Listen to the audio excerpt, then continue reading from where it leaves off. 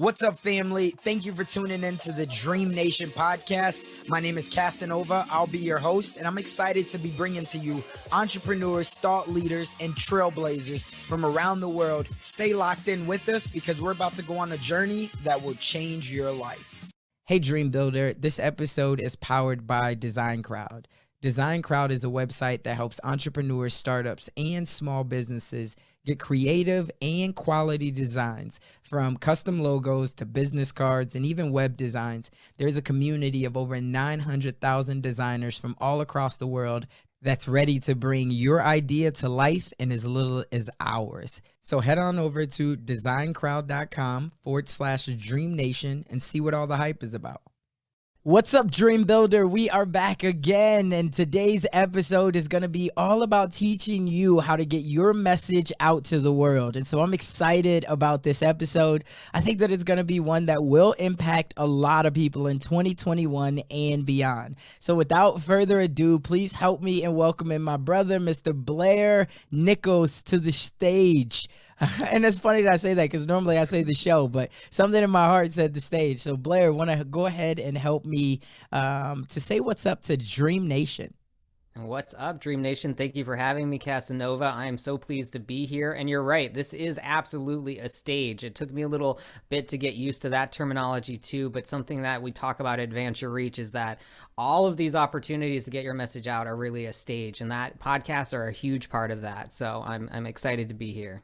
Yeah, for sure, man. It's going to be a dope conversation. So I always love to start off by giving the proper introduction. And the way that I do that is I compare us as thought leaders, change makers, entrepreneurs to superheroes. And the reason being is because we're flying around the world, we're putting on our cape, and we're trying to solve some of the world's biggest problems. And so here's what we know. We know that there's a guy out there named Superman, and he wears that S on his chest. But a lot of the times we don't know how to describe that guy behind the scenes, which is that Clark Kent. And we don't necessarily know who he is. But in your question, we know that there's this Superman that's known as Blair Nichols, but behind the scenes, behind that S on the chest, tell us, who is your Clark Kent? Oh, well, that's a great question, because I feel like most of the time I'm the Clark Kent, and a lot of my clients get to be Superman, and I just help them soar, and I really bring a lot of joy to me in that. So I'd say my team of agents at our agency are definitely my Clark Kent. They get the work done, and they really help our clients get out there on a lot of different stages. And, you know, obviously my family and friends are also the ones who get to see me relax, not in professional mode, not on stage, and just keep it real with me so that I can really enjoy, you know, all of the fruits of this labor. Cool, man. So tell us about when we ask about who your Clark Kent is, right? People will see it and they'll see, just like you said, when you're on stage, they see the professional side, but behind the scenes, like, are you a movie guy? Are you a family guy? Are you somebody that, you know what, you like to go travel and be in, 20 countries a year? What does that look like? Yeah, definitely. I mean, before 2020, travel was, one of my biggest passions and still was even in 2020, a little bit before, a little bit at the end.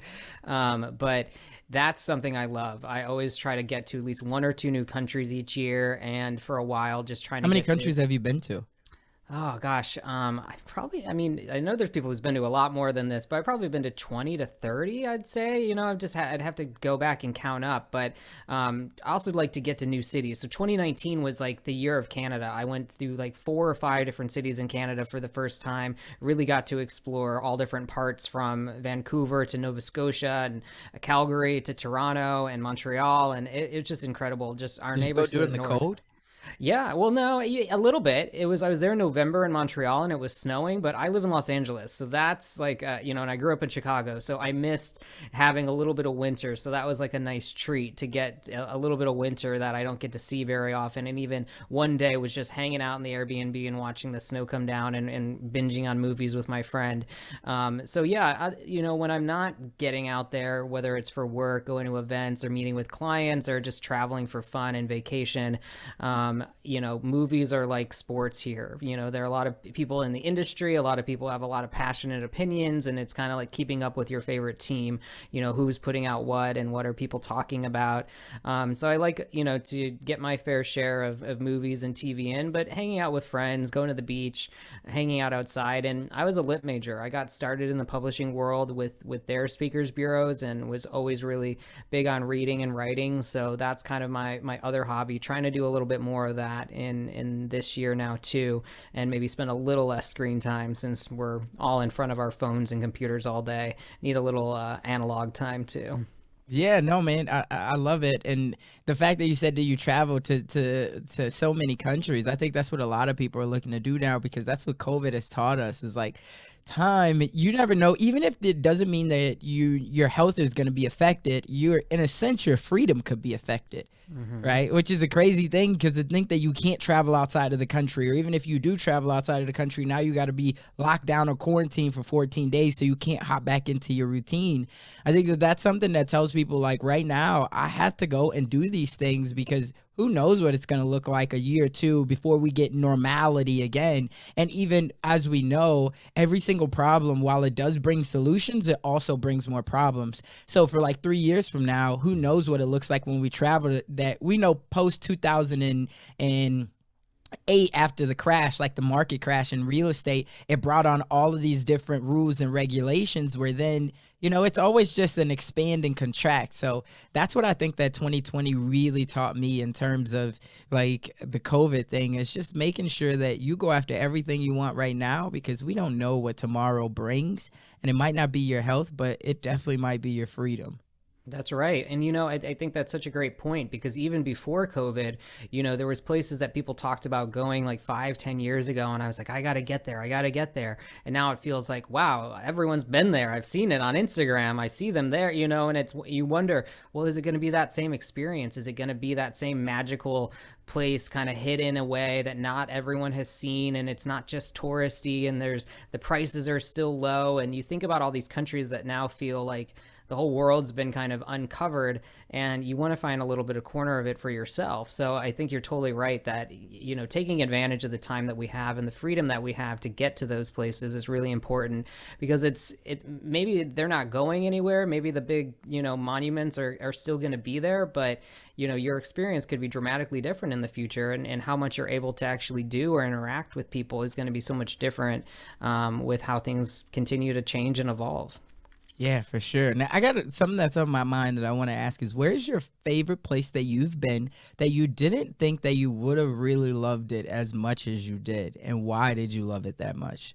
Yeah, that's a great question. I studied abroad in Italy when I was in college, and I was just like, I was a literature major, like I mentioned, and it was just one of those places that seemed like a logical place to go. And I was just, really excited about Italy and Italian food and all of that great stuff. And I got so sick and tired of Italian food. And we went to Barcelona for a long weekend. And I actually studied Spanish most of my, middle school, high school. And I really should have just stuck with it. But I kind of let it go in college and decided it wasn't really something I was that passionate about. And but when I went to Barcelona, it was the coolest place I'd ever been. The people were amazing. The food was amazing. Getting, like a different side of kind of culture there, and just a whole different lifestyle, like a very modern, beautiful, artistic city, but very relaxed, very, open and fun loving kind of culture that I think just really left a big mark on me, and a place that I'd love to get back to, whenever I can.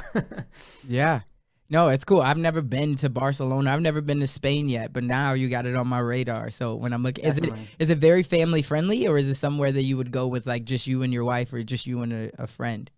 Yeah, no, I think it's definitely family friendly. You can have fun there with your spouse, your partner, whatever. But I was in college, so it was just me and a friend. But I think there's a lot to do for families as well. They've got parks and lots of, the beach it's a city that ends in a beach. LA kind of has that too, but you kind of are walking down the main street and it ends at the beach. So it just got a lot of cool stuff going on, a lot of beautiful art and architecture. So maybe kids that are a little bit older, but still definitely a great place to visit and experience if you're able to make it over there. Yeah, no, it's I love traveling too, and for me, I'm a big family guy, and so I know a lot of people that are listening or watching this, they'll know that easily. But we're actually 2 days from now, where I was originally already going to Fort Lauderdale for a an event, but now we just surprised them, the kids are gonna come too. So obviously there's gonna be Awesome. a little bit of beach time now. It's not that warm in Florida right now, but yeah. So when I think about those things, and I'm always thinking when I hear Barcelona or Italy or somewhere, I'm like, can we take my whole family? You know, and it's my wife, and then we have our 2 kids. But it just Mhm. goes back to those times of yes, I could go do it by myself, but looking back at 2020, anytime I get an opportunity to travel with my kids, create memories with my kids, like you have to do it now because we never know what tomorrow looks like. And before you know it, I don't know if you have any kids yet or not, but these kids are going to be older to now all of a sudden mom and dad is not that cool, especially if they can't bring their friends. So they're like, can I just stay here? So trying to get it in while we can. So Totally. That's awesome. Yeah, I mean, I think that's such a gift for your kids too, to see other parts of the country and other parts of the world. It really, I think, is what makes a huge difference in opening up our minds to the rest of the world and getting outside of our own worldview and points of view, and seeing how other people are living life. And I think it's so important for kids to get that experience and also know how blessed they are to live here and the freedoms that they do enjoy and the life that they are, able to have. So I think that's awesome. Anytime you can do that, for sure. oh yeah, absolutely. And for me, just never coming from any of that, and I'm sure a lot of people, again, listening and watching this, that they can resonate with it because that's what we all want to do. We want to create memories and give our kids, our younger brothers and sisters, whoever, an opportunity that we never had. And so for me, I know I didn't grow up traveling anywhere. I want to say the first time we ever even traveled, I was probably at least 14 or 15 years old, which is Hmm. something crazy. So yeah, I would agree, but. Yeah, I want to get into one of the biggest things in 2021 that I think for a lot of people they want to learn about, which is how to share their message more and where can they share their message, and more importantly, how can they monetize it. Now, I'm not saying that money is the most important thing, but we also know money's right up there with the oxygen. If you don't have it, right, it's hard for you to really be able to function at a high level. And so what you've been able to do over your career is help people with a message be able to get that message out, whether it be on a stage and now helping to other, stages, which can even be virtual. So talk to us about where did your journey start out with this? Why did you decide to start helping people get booked paid speaking gigs? And now why, let's just start with there. Like, why did you start in that realm? Yeah, well, I started out in the publishing world. I was a lit major. I loved books, and I figured out that that was an industry. Didn't even know that that was an industry until I was in college, and someone else brought it up in one of my classes, and I was like, why didn't I never think about like how do these things get made and who are the people actually behind it? So I set my sights on going to New York, and the first job that I got was actually at the HarperCollins Speakers Bureau. So HarperCollins was the first publisher to have an in-house speakers bureau, and there had been speakers bureaus around outside agencies, other agencies that were doing it already. But they had the idea that, yeah, we could do this for our authors and we could book them paid engagements. But it wasn't really about making the money off the engagement so much as it being another opportunity to sell books. And that's, their bottom line. That's their business. So I started out with like a point of view of it was really kind of the extension of the publicity. So they did the book tour, they did the media campaign, they did all the interviews, and then, the publicity kind of stops. You have kind of a window of time where they're really, have people working on your book, and then, they've got to move on to the next book and the next book. And so that's where we would pick things up, and we would, obviously field any requests that came for them. If a library or a museum or a school or a business wanted them to come talk.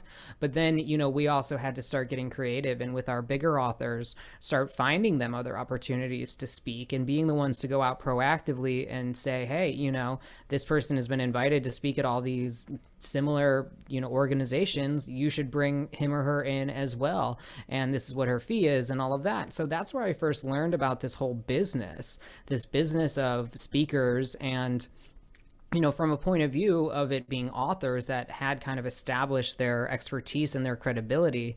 And that's where I got started. So that led me into other agencies and bigger name people and other things like that.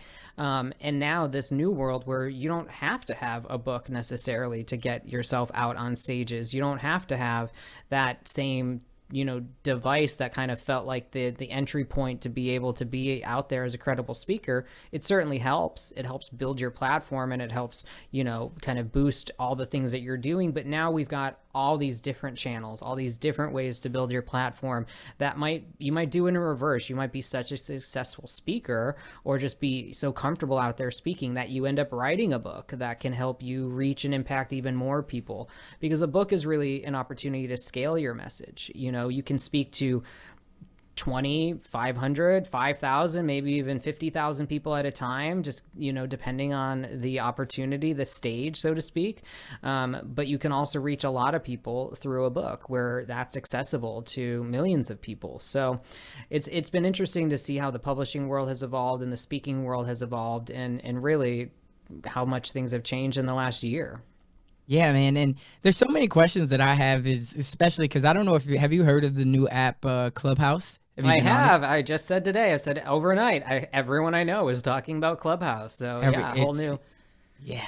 It's been crazy to just watch. So I got on about 3 weeks ago, and for the first week I was on it heavy. But me having a wife, having 2 young kids, like my wife's not all about that. She's like, don't forget, like, we're still here. We want your attention. We don't, and it's so much. If you are someone who has been traveling, if you've been going to conferences, things like that, and you've invested into yourself, even over the last couple of years, you understand that back in the day, you would have to pay, $10, $20, $50,000 to get in some of these masterminds, to even just be a fly on the wall to hear some of this information. And now you're getting it for 100% free. And now it's almost become the game of who can give more information.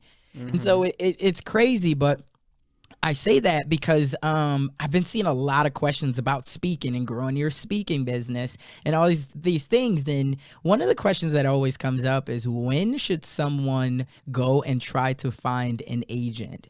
And so since you've been in that world, and you were probably solicited a lot for people to say, hey, will you be my speaking agent? Will you book me gigs?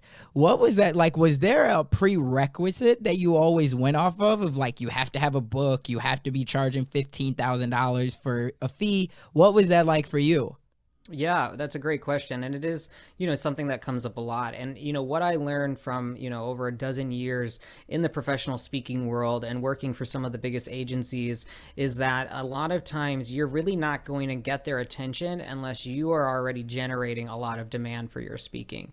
So you have to be someone that is maybe already on their radar to some extent, or can come to them and say, look, I'm speaking 20, 50 times a year, and this is what I charge, and this is what people are asking me to do. And that's usually how you kind of can get people interested in, like, okay, well, we can take that business and we can maximize it, and we've got this team of agents behind us that can now pitch you more proactively to our clients. What agencies and bureaus in particular are doing is really serving the meeting planners, the corporations and the organizations that are booking speakers more than they are really working and representing the individual speaker or talent.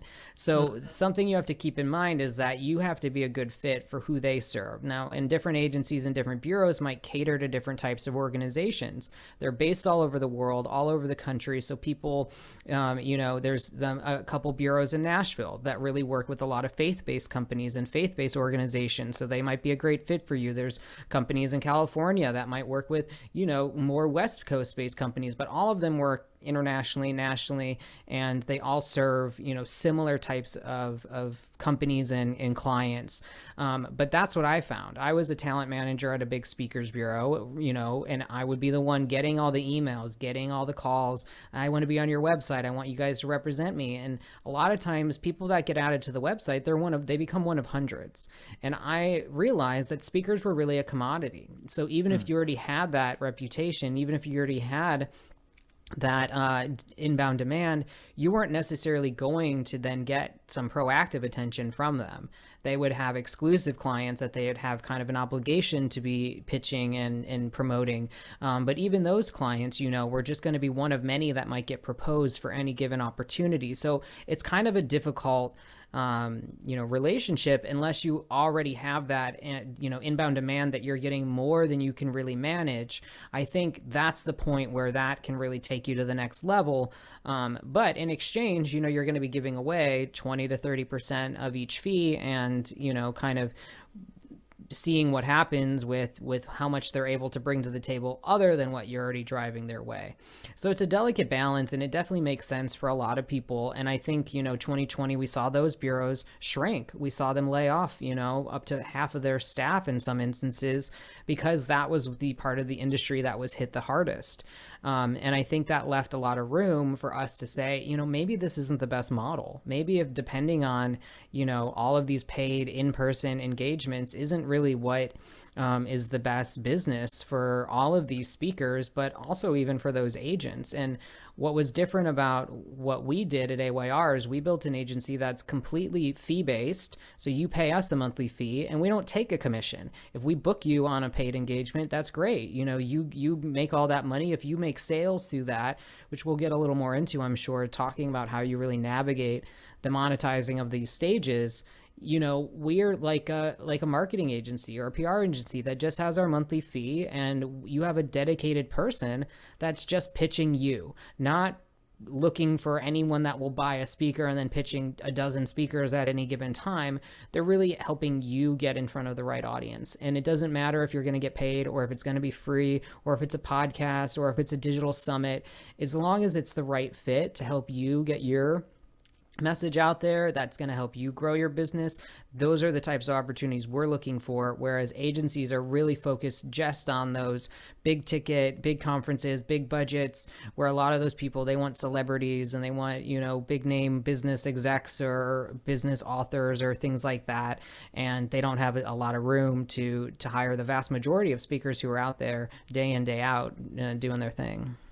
Hey, Dream Builder, if you're anything like me, you have no idea how to come up with a quality logo or even a creative design. You know that quality is important, but it's not always the easiest to nail down, right? That's where DesignCrowd comes in. Whether it's a logo, a website, book cover, or even a social media ad, they have a community of over 900,000 professional designers around the world ready to help solve your creative problem. Head on over to DesignCrowd.com/DreamNation to learn more. And just for being a part of the DreamNation tribe, you're going to receive a special VIP offer when you sign up of up to $150 credit. Now, instead of waiting weeks for an agency to pitch you an idea, you'll be able to get a design of exactly what you need within just 3 days. So again, head on over to DesignCrowd.com/DreamNation and check it out.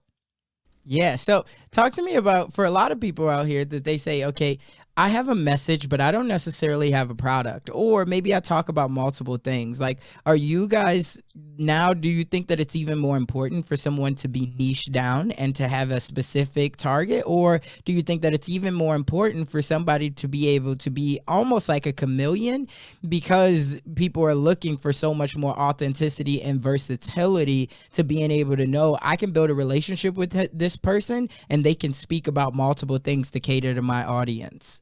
I think that's a great question, and one that we talk about a lot, because it is hard to understand whether you should be a chameleon and try to be all things to all people, or if you really need to be niche. And I'll tell you that you really do want to have a focus on what is your signature talk. At AYR, we talk about having your signature talk and the importance of scale. So talking about having products or service attached to what you speak about. Not that every time you get out and speak it should be a sales pitch. No, absolutely not. You should be providing valuable content. You should be sharing stories and connecting emotionally, but you should have that one signature talk that's really what you're all about. And if you've got a great signature talk, it's going to apply to all different types of audiences. Maybe not everyone is your target audience. Maybe you don't want to speak to every type of audience, and you probably don't, depending on your business, but it should be a topic that will resonate, whether it's a marketing conference or a sales meeting or a more leadership focused event,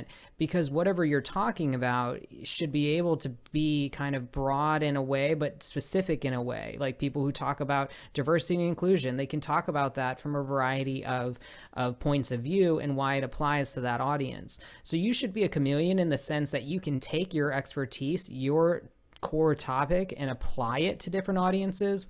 But you don't want to be one of these people that has 12 different speaking topics on all these different things, and people don't really know where you fit in. They're looking for the expert on that topic. They are looking for the best guy to talk about marketing communications, or the best woman who talks about just, growing your sales or peak performance, or one of those things. So you have to really kind of pick your lane and then understand how that can drive you to multiple different types of opportunities. And then your first question, though, about products is, that was something that I learned, like got hit by a 2x4 up the side of the head from Pete, because I realize how much money is being left on the table by so many speakers that they may have earned $1 million in speaking fees in a year. But if they had an opportunity for someone to, just sign up for a newsletter that might lead them to a $20, $40, $50 course, or might eventually, host their own workshop or seminar, or have a retreat or something like that, they could have been making triple, quadruple that, because they were in front of these huge audiences and they didn't take the opportunity to continue to engage them. The other thing is that speakers, most of them, they want to have an impact, but, because it's a transaction, they're paid, they speak, they leave. They don't really know how to continue that relationship. So as a speaker, you really need to think about providing that gateway from your talk to getting people to, continue to invest potentially with you, or just to even sign up for free for a resource or a product that you feel passionate it's going to help them put those tools into action, because that's where the impact's going to come from. So if you're driven by making an impact, you want to have that scale. You want to have products and services that actually support your message, because that's where it's really going to come from. If you just want to get out there and speak and make money and you've got your day job, then that's great. But it's an expensive hobby if you're not really maximizing every stage and having that scale behind you. Yeah, no, I think that's one of the key things that I learned, right? Having something that, what's the next step? Because you can't leave people empty. And that's what people always want to know. Like, oh, this was phenomenal, but how do I stay connected with you? What's the next step? And I thought you brought up a good point, right? Even just a newsletter. Nowadays, a lot of people are using apps like Community or something like that, or even saying, hey, look it up and go to the Facebook group. Some way like that you can be able to still stay connected with these people, because it's an opportunity that now you don't have to worry about the next conference next year, you coming back speaking again and trying to get some of the same people to now have that impact, because you've been building relationships with them all year. And then if this is the year that you decide, hey, you know what, I want to sell a product, and you've already verified that with whoever the event organizer is, now all of a sudden those people are warm buyers, warm leads, right? Or at least you have some disciples in the audience that will be the first ones to get up and meet you at the back of the room, or sign up for your text marketing list, or whatever it might be. And so it's a lot easier then. And so you do the work once, but then you reap the benefits for years to come. Absolutely. You got to be smart and strategic. Again, what COVID taught us is that you never know what's going to happen. And if you're relying just on keynote fees and your schedule's built around traveling all over the world all the time, when you're forced to slow down and you realize you're not in front of an audience anymore, then it's going to be a big impact to your business. But if you're building it step by step along the way, it's a lot easier to pivot when you already have 5,000, 10,000 or more people on an email list that you can now, start doing more with, even if it's just building your own stage and inviting them to a webinar or your Facebook Live or whatever it may be. Yeah, great points. My next question is for somebody out there that's saying, okay, that's all great, but what about the people who are just traditional? Like, they got into the speaking world because they were impacted by Les Brown or Eric Thomas or, Lisa Nichols. And they say, I want to be a motivational speaker or an inspirational speaker. So I don't necessarily have a product or anything or coaching or whatever. I just want to speak and inspire people. Is there still a niche for those people? Or is it, because you've heard a lot that like no longer are those days. It's about what now is the substance behind and what can you teach and transform the audience into. So what's your thoughts on that? Yeah, I'd say there's definitely a space for you, but that space is more crowded than ever. You're going to be competing with a lot of people. And if you don't have, the scale behind you to keep reinforcing that and building your audience, you're going to find it a lot harder to be booking those gigs. I mean, Les Brown's been out there for a long time, same with Lisa, and they're both incredible. And they're going to continue to demand big audiences for any time that they speak. But again, this world has just grown astronomically. When I was getting started, and I'm not that that old, but we were still sending DVDs. Now everyone can be a speaker with their own YouTube page and get their marketing out there, and you don't even need anyone to send it out on your behalf. You don't need an agency to be pitching you or promoting you. So that space is so crowded. If your goal is to be motivational, you just got to think about all the different ways that can actually achieve that goal. And that's not going to come just from a one-time talk. It's going to come, maybe, like you said, it might be a daily newsletter. That might just be kind of a meditation, or, a favorite, Bible verse, whatever it may be. But getting in front of those people as much as possible is really where that motivation comes from. And then those are the people that are going to say, we need to have them come keynote our next event, or I'm going to bring them into my group, my company, my organization, and have them speak. But if you're just waiting on those opportunities to come to you, and you're just, only relying on, a one-time talk to achieve what you want to do, you're going to find that you're not getting as much demand as you had hoped. And that demand, like I said at the beginning, is what leads you to the next and higher levels. Yeah, no, I think that's very, very wise. And I'm glad that you brought that up. For something that you guys have pivoted to, and something that a lot of people are wondering what's the benefits of, it's the podcasting world, right? And obviously we're on a podcast right now, whether you're watching it or whether you're listening to it. Podcasting has been so impactful for me in 2020, and I've tried to tell more people about getting on podcasts. For you all, you've made it a main focus, one of your pillars for how you help, other speakers and authors and people with a message to get out there. Why do you think that podcasting is so impactful? And at the same time, why is it so essential that everyone be looking at these types of stages?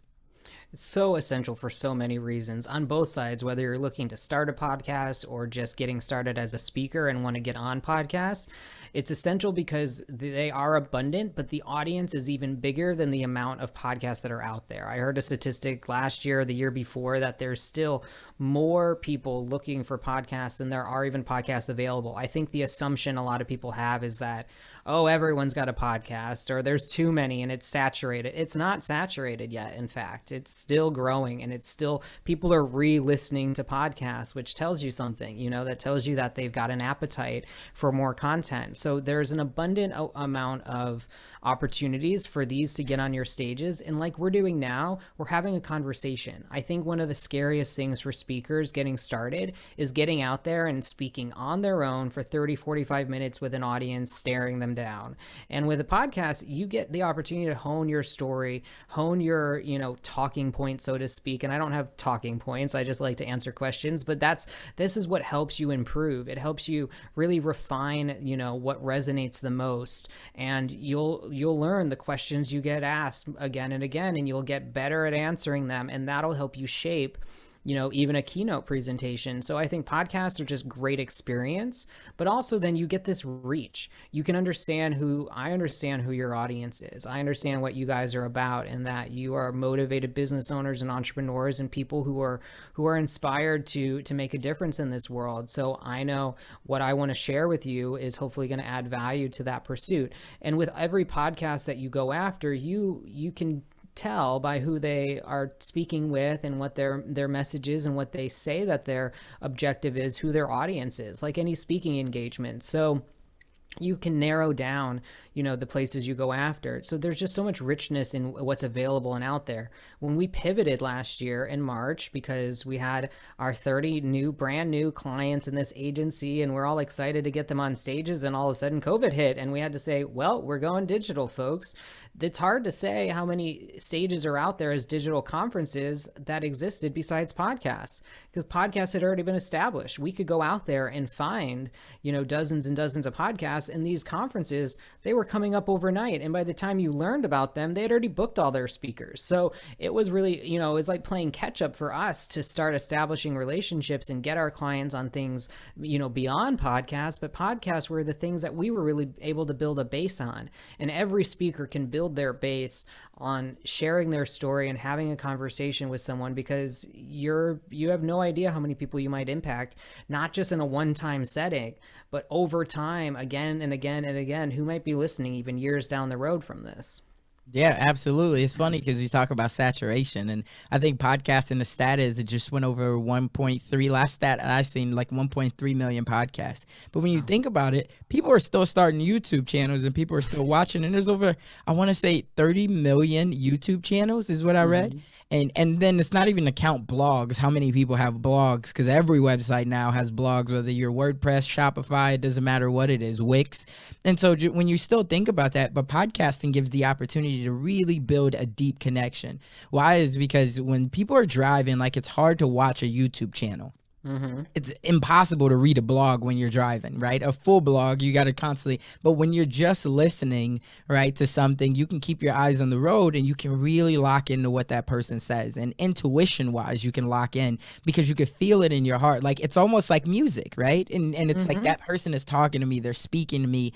And so there's so many ways. And then I think I've seen another stat that when people are talking about advertising, like advertisers have found, or at least the research by Edison has found, that buyers are 70% more likely to buy a product that they heard on a podcast because they feel like they have a deep connection with the host, right? And Hmm. so a host read podcast advertisement is so much more powerful. And so I just think that there's so much of an opportunity there. And if people really start, and it's only going to get bigger, right? And it's the Hmm. thing that you have an opportunity right now to be, in a sense, an early adopter, but you just have to figure out where your tribe is because shows are going to get bigger, right? And 5 years from now, it's going to be like, man, I wish that I would have spoke on that show or even started my own show on this topic. Because when it blows up, you're going to be like, that was my idea. Right, Yeah. we all see it in some form. So I think that's so much wisdom that you gave in that, in the last point that you hit.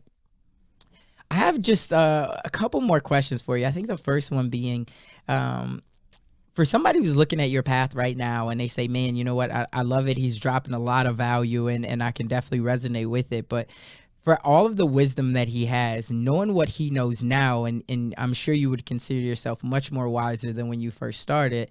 If there was one thing that you wish that you could change, or if there's one thing that you wish that you would have implemented sooner to accelerate your path on your dream and your journey, Hmm. what would that one thing be?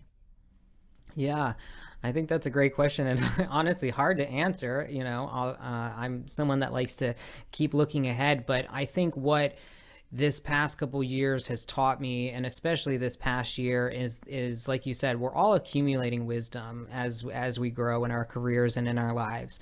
And if I had known, that I would someday be out there and the one in front of the microphone instead of the Clark Kent behind the scenes booking the stages and getting other people out there, I probably would have, at least started to share more of that sooner, whether it was writing a blog or just even writing it down in a journal. So I'd say, journaling and writing and accumulating content, as early as you can, even if I'm not an expert yet, I'm just learning. But when you get those ahas, when you have those, revelations that come to you over time, you have no idea how much you're learning.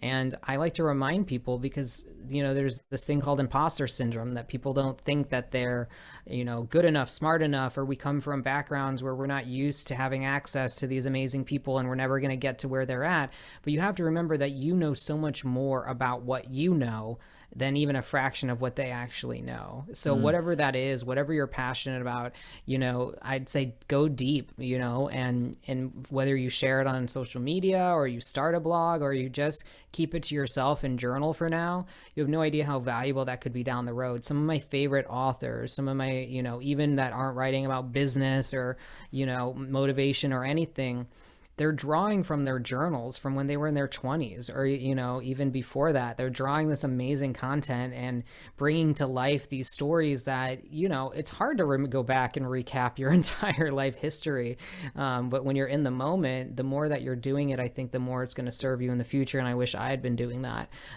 for a lot longer.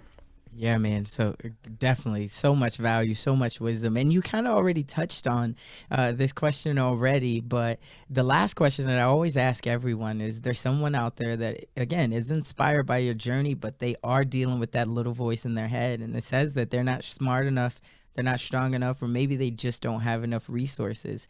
And so if you could elaborate one more time on what's that one thing that you would leave that person with to get them to just take action. Yeah, well, since my background and my world is all about speaking and getting out there, I like to always tell people that speaking begets more speaking. So if you don't think you're ever going to get booked for a stage, or you're never going to make money from a stage, and it's too hard to get started, I'd say just get started. Whether you go live on Facebook and no one's watching, whether you do that on Instagram, or more importantly, where can you just add value to the thing that you know about? Speak at your kids' school, speak at your school where you graduated from, speak at your local church, speak at wherever will have you, and speak for free as often as you can, because you don't know who's in the audience. And those people in the audience, I guarantee one or two of them each time will probably invite you to speak at something else. Speak at a PTA meeting. I don't care. Wherever it is, the world is a stage, and you are able to share your message and help someone, impact someone with your knowledge, whatever it may be. But don't be afraid and wait until someone's coming to you to ask you to speak. Go out there and volunteer, and you'll see, what comes from it and the abundance that it'll create for you in the future.